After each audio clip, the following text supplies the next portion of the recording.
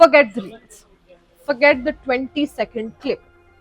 Forget the outrage, the hashtags, the teams, the camps, the instant judgments.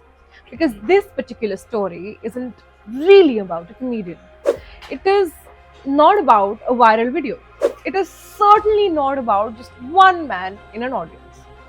This story is about something far uglier. It's about an attitude.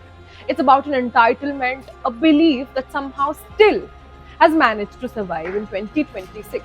That if a man spends money on a woman, she owes him something, and that's exactly why the story has exploded across the internet. A man named Himanshu Jagda, 23 years old, steps up to the mic and tells a story about a date. Two dates actually. He paid rupees 370 for a biryani. And he believed, mind you, he said this out loud into a microphone in front of a crowd, that the biryani entitled him to her body. He then described taking her into a dark park. He described looking for opportunities to touch her. The crowd laughed. And I'm not laughing. I am not having this conversation alone today. I will rope in my male colleagues to have this conversation, which is genuinely not that difficult. Let me bring in Yash here because I think this is the most disturbing part. Yash, thank you for joining us. You forget about the amount. You forget about this being of rupees 370 or 37,000. I want to ask you, we're living, and I'm sure our viewers also want to ask this. We're living in 2026. How is it possible that a basic human interaction is being treated like a transaction? And I want you to be completely filter free and you hold no bars in that. See, you very correctly mentioned that it's not about the amount, it's about the thinking. And we have to go into the genesis of this because it is not something which a person thinks or says just out of fun. It shows their actual mentality, what they think of women or what they think of an interaction. And this guy, what he said is absolutely absurd. There is no two way about it, and it's not about the amount. It's very clear. The thing is, like when a guy is interacting with someone from like the basic, like when we were in school, like person in class second, third, fourth, when we are starting our basically interaction with the crowds or perhaps with someone who's just sitting next to you, from there thing needs to start. All the stakeholders need to be involved very appropriately in this entire conversation. It's not just about just one guy. There's one guy who said this, okay, but I'm damn sure that in that very room there were like hundreds other who were thinking, who laughed about it, and that's not correct. You shouldn't laugh about such things because when you treat these things as just a transaction, no, the relationships, the interaction just become just for the lust, okay? Meaningless. It's just for the lust. And we are not here, and that too we are living in an AI environment. We're living with a lot of technology where human interactions are also going very down. And that too, in that environment, when conversations become about just these things, it's very sad to me at least. And you know what? I'll be very blatant about this.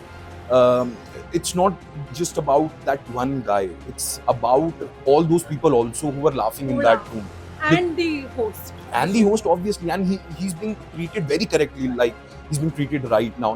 That person should be boycotted and that person should be held accountable because kids watch that video and probably they won't laugh out loud in the open, but probably they'll thinking, kya galat bola hai yaar, sahi to bola hai. And that is, I think, the worst part about this entire scene. That was Yash, one of our senior producers, also a man who had his no hold bars point of view about this. I'm also being joined by Soumya, who's my colleague, also a producer here.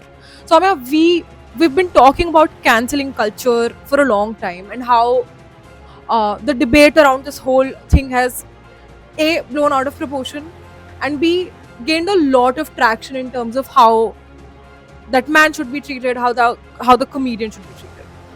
I want you to now particularly talk about the host who has definitely enabled it and the silent nodders or maybe the silent supporters who laughed at the entire segment.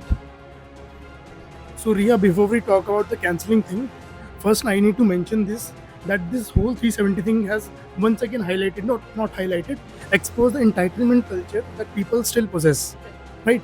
And the thing that the guy bragging ki 370 rupees ki biryani gives him the right to Right. recover that through a woman's body is just purely stupid.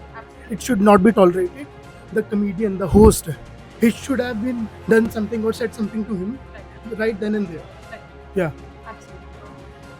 And that's another male colleague of mine having a very no hold bars point of view about this. Let me also bring in my colleague Siddharth in here.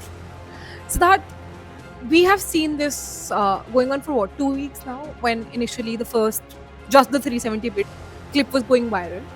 And then when you actually watch the entire like 6 to 7 minutes long sequence where Himanshu was actually giving the graphic details about what he did after he took the woman to the park. I wanted to dissect that, dive deeper into that, and tell me about how do you look at this?